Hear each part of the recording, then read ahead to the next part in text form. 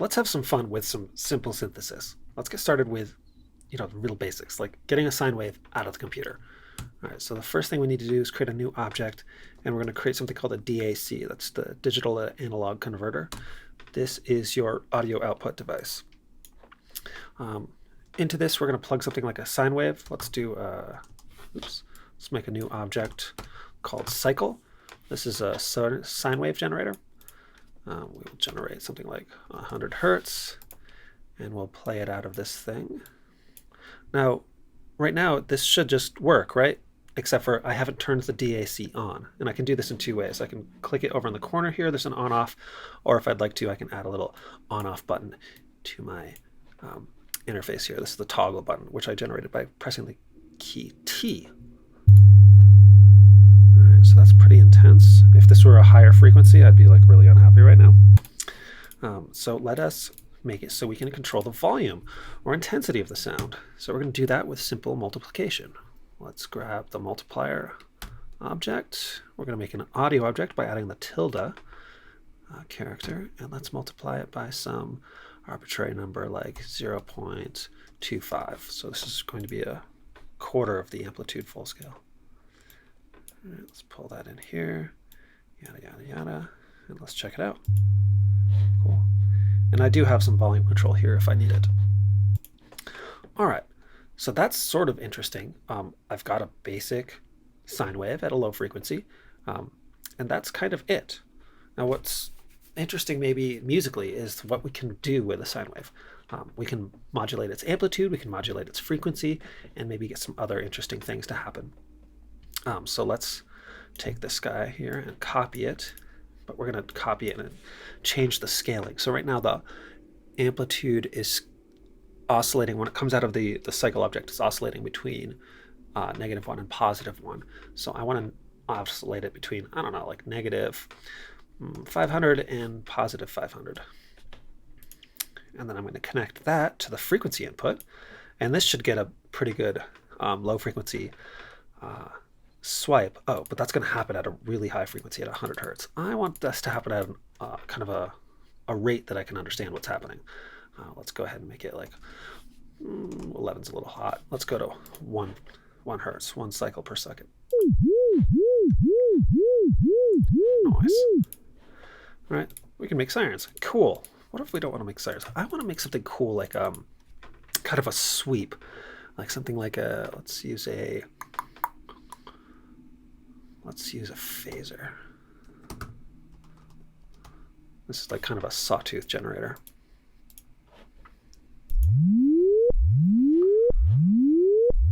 Neat. But I want that phaser, if I could help it, I would, rather than going from low to high, I would like it to go from high to low. So how might I do that? I think I might be able to multiply it by a negative number and get a bit of an inversion there. Let's see if I can do that really quickly without remembering how to do anything.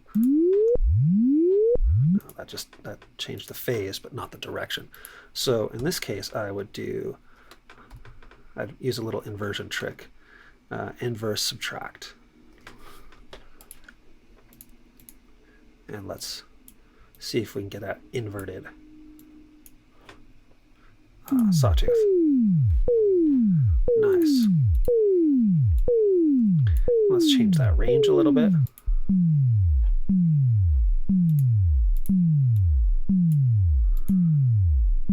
Okay, we're getting somewhere. Let's see if we can change a little more. Oh, and now we can do things like add controls so that we can modulate these things in real time.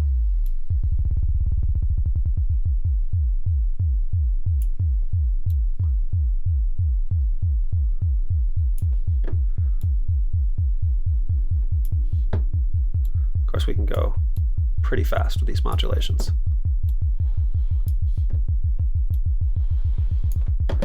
I'm mousing a lot here. We can even get into audio rates.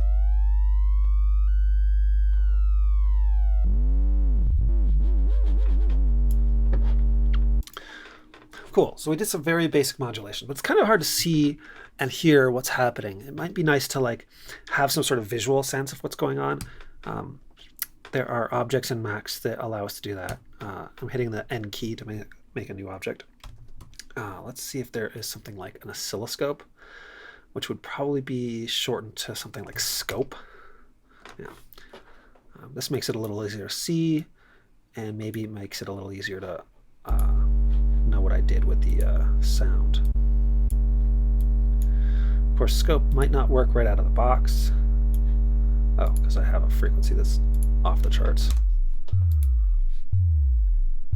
Right, this would have let me see that thing right away. There's some other visualizers, like there's a meter object. You know, your usual level meter. You know, which doesn't mean a lot when you have the sine wave going full blast, but gives you some reference. Yeah. There's some other things that might be useful for you, like a spectrum. There's a spectroscope of some sort,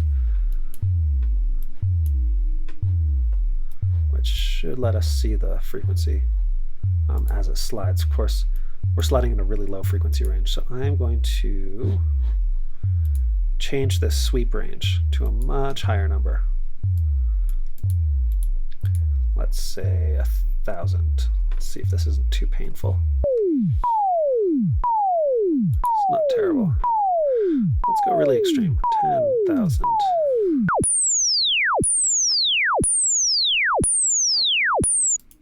It's a little sharp. What if I wanted that to go, rather than linear, like more like a curve, like a sharp curve? Let's delete all these for a half second. Let me just square that signal. Let's just multiply it by itself and see if we get a more interesting result.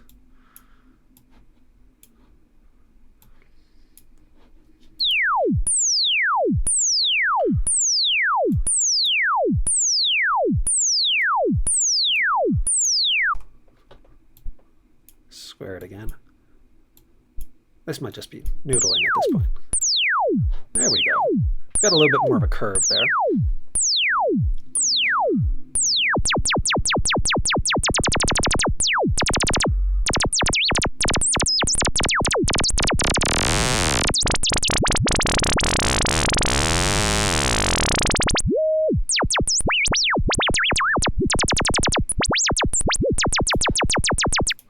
Right, so with a little bit of math and a little bit of patching, we've got ourselves a neat little sound effect generator, which we could then, potentially record. As I'm recording right now, I'm using OBS to record all of this stuff. You could record this directly into your DAW by patching it through. Actually, if you double click on lock the patch, double click on DAC, we can actually send our audio. The way I'm capturing this is I'm sending the audio out through Black Hole into OBS, but you could send it out through Black Hole to your DAW and sample this crazy stuff, and then you'll load it into your sampler and do all these other cool things that you would normally do. All right, what else can we do that would be kind of like fun? Well, I've just been kind of like playing with raw numbers. It might be actually useful to get some numbers that maybe mean something. Like there's an object called like translate, and this translate object allows you to input some number that maybe has some meaning for you, and it converts it mathematically to the number that like the tool or object you're using needs. So phasor takes frequency as an input. So 7 hertz, 7 cycles per second is what we're using to drive this oscillator right now. But 7 hertz to me anyway doesn't mean anything in terms of musical time. I would want something like beats per minute or something like this. So I can't remember exactly how the translate object works, or at least I'm pretending I don't for the sake of this tutorial. So I'm going to right click or option click on this thing and get the help patch. And I'm going to go, ooh, look at this. The translate converts between different units of time. So I'm interested in something like bars, beats, units, something like this as my input. And my output needs to be frequency. Okay, so I just need to figure out what are the arguments for bars, beats, units. And are bars, beats, units a useful thing for me? Is that something I'm going to understand? We'll give it a shot. So rather than having to patch this from scratch, I'm going to just copy this lovely stuff and just steal it. I'm going to steal all of these good things. Let's see, I have a feeling that the bars beats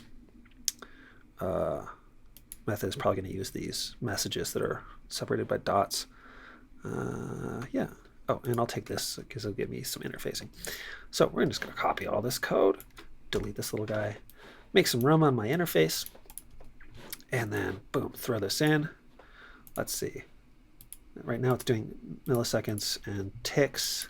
I know my second argument is hertz. What do I type in for the other? Bars, beats, units? I'm going to just try typing in bars, beats, units. Bars, beats, units. No complaints so far. Nice. All right, so bars, beats, units. I don't know where it's pulling this stuff. It's probably defaulting to 120 BPM. So if I had this plugged into, say, Max for Live, where the BPM was talking to this translate object, it would probably convert these things for us. But for now, let's pretend we're working with 120 BPM, because that's easy to time stretch if we're pulling it out of here and putting it into a sampler or something like this. All right, and then I think I would like to start playing with different patterns. I think something like this might get me one thing.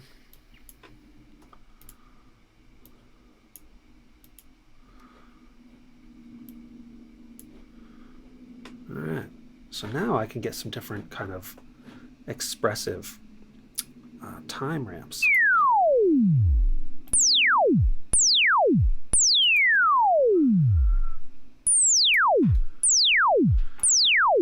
Let's make an even slower one if we can, or sorry, an even faster one. So I want to have something like this. It's a little too fast. Right, that's units as in ticks. That is going to be a lot. Let's stay out of there. Let's do 0.25. This is where I'm remembering the math. Poorly.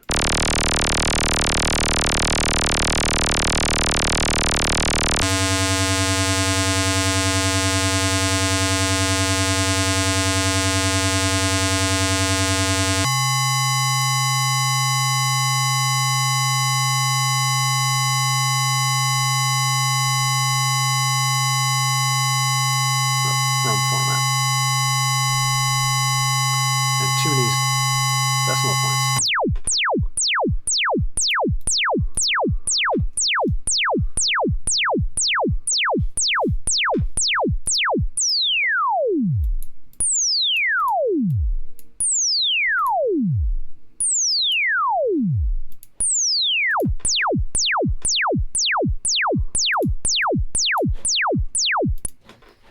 Right. So this isn't quite working for me the way I want it to. So then I just need to remember what is a beat per minute really? Right? A beat per minute is something per minute, and I would like to, let's see if we can find something we can actually translate a little more reliably. I'm going to go ahead and get rid of all this stuff. I'm actually going to change this to translate to milliseconds, because milliseconds are easy to calculate. Milliseconds are 1,000 seconds, so yeah, I guess we times by 1,000. So if we have something in seconds, let's get a floating point number here. Something in seconds. Now, how many in beat? If I have 120 beats per minute, how many seconds is that? 120 beats per minute. Well, let's see here. We have to divide our thing by how many seconds are there in a minute? 60, approximately. All right. So let's see if this lines up the way we think it does. If 120 beats per minute, there should be 2 beats per second if we type in 100. Oh, if we create a number box, that'd be more useful.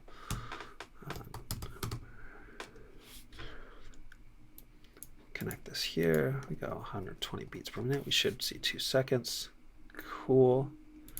Which results in 2000 milliseconds. Nice. So then we get basically a bar. 0.5 hertz. Nice. Okay, now we can just start multiplying these numbers out, which might be a little bit easier.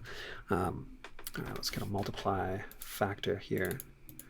And I want it to have floating point accuracy, so I just use a floating point argument. Let's see if we can patch this over here. Da, da, da, da, da.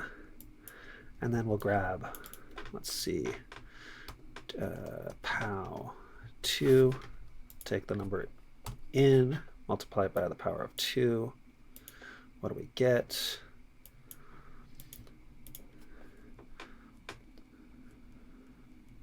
Nice. And rather than multiply by, I think I might want to divide by. Hopefully I don't divide by 0 accidentally.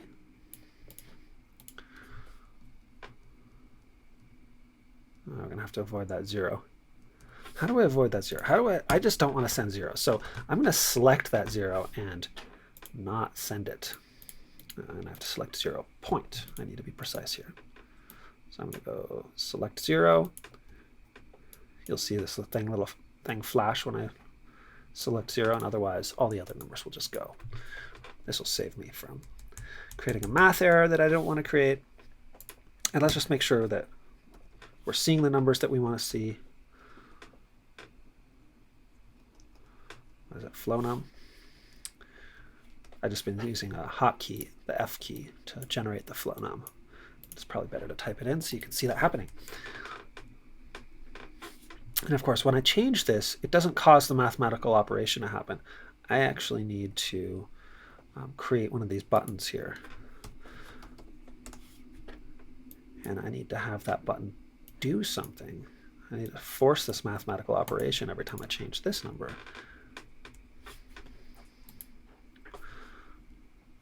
Right, I changed the mathematical operation before giving it a number. There we go. Now we're... Yeah, okay. Now we should see something that makes musical sounds.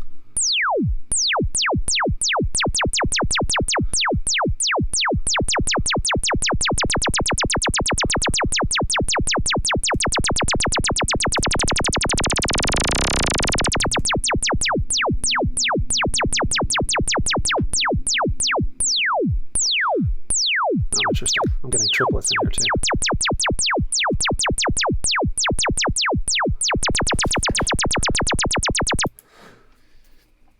All right, so that gives us a little bit of a musical control here of a otherwise kind of just raw synthetic sound. What else might we do with this? Well, we could like add some amplitude envelopes. We could create ADSR, these sorts of things. We could figure out ways of triggering the sound. Because right now it's going continuously and I'm just turning it on and off. You know, it might be nice to be able to trigger it. Let's see.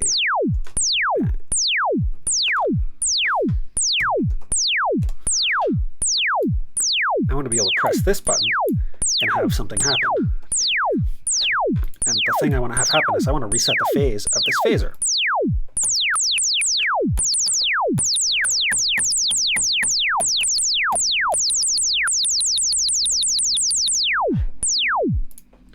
Right? So that could be fun. What else might we do? I think we might have some fun with some amplitude envelopes. You know, we might take this guy. Let's just copy this bit of code. I'm using the option key, option drag, to drag this thing over. And then I'm going to, let's see, do we want this to be really high frequency and high amplitude? Perhaps not. Let's play with it anyway. So this might get a little harsh.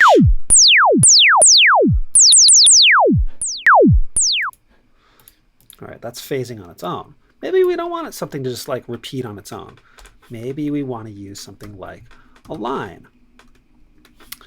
And we want to generate a very specific line. I don't need this math operator anymore.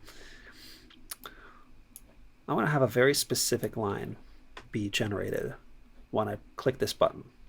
And that line will ramp down. We'll go from very high to down low in a short amount of time.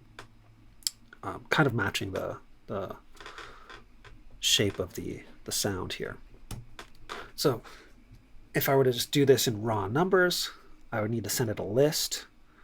Let's see if I can just type in a list. That makes sense. We'll use the message object. Let's see here. We need it to go start at 1.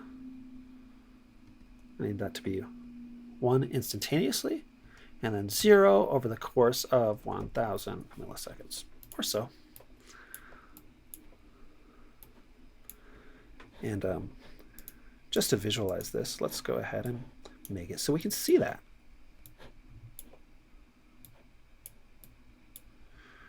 Getting a little cluttery here.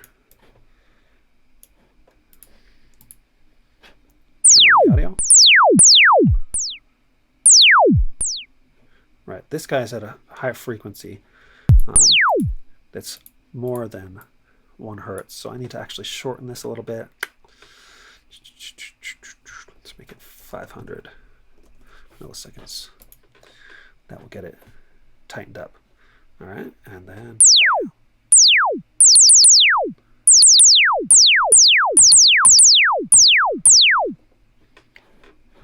all right, so there we go. We've got ourselves a little thing. Now that I'm kind of thinking out loud, I kind of want to change this amplitude or this frequency range. I want to take it back to that like kick drum range. I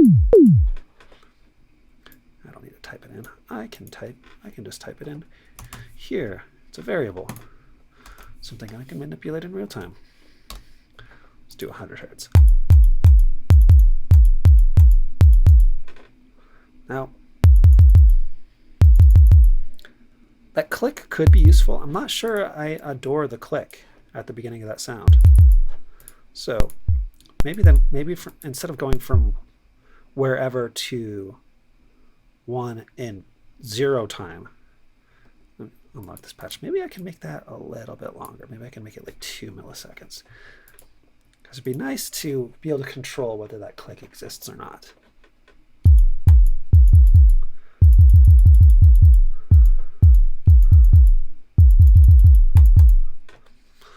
I think that'll do it.